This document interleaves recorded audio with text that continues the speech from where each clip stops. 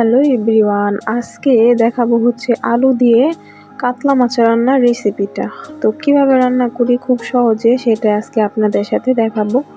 তো এইখানে হচ্ছে আমি মাছ নিয়েছি। তো এই মাছটা কিন্তু আজকে কিনে আনা হয়েছে। তো তরতাজা মাছটাই পুরোটা ফ্রেশটা রান্না করে ফেলবো। তো মাছগুলা পরিমাণ মতো হলুদ এবং লবণ দিয়ে ভালো করে ভেজে নিব। তো একে একে আমি সবগুলা মাছ তেলের মধ্যে দিয়ে দিচ্ছি। এখন হচ্ছে মাছগুলো উপর পাশটা সুন্দর করে ভাজা হয়ে গেলে আলতোভাবে উল্টিয়ে দিব।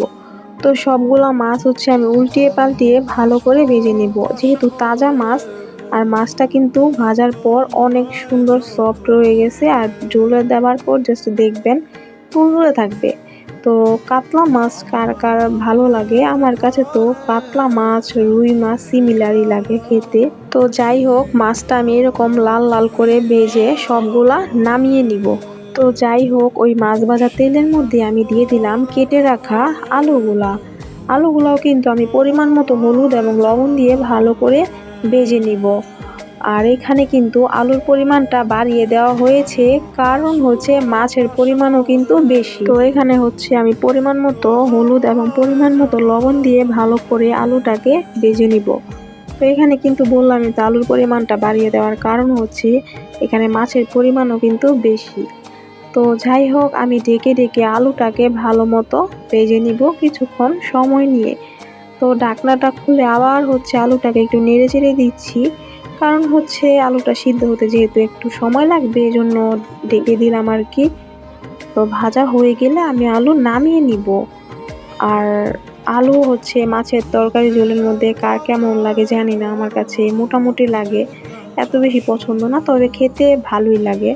যাই হোক, মাছ ভাজা এবং আলু ভাজা হয়ে গিয়েছে। এখন আমি ফোড়ন দিয়ে দিলাম তেজপাতা এবং হচ্ছে আস্ত জিরা, এবং দিব হচ্ছে কাঁচামরিচ বাটা দিয়ে এখন ভালো করে এই কাঁচা মশলাটাকে একটু কষিয়ে নিব।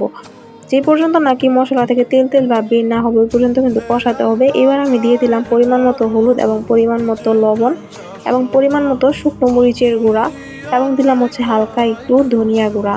দেওয়ার পর এখন ভালো করে মশলাটাকে কিছুক্ষণ সময় নিয়ে কষাতে হবে। মশলাটা যত বেশি কষাবেন তরকারির টেস্টও কিন্তু তত বেটার আসবে।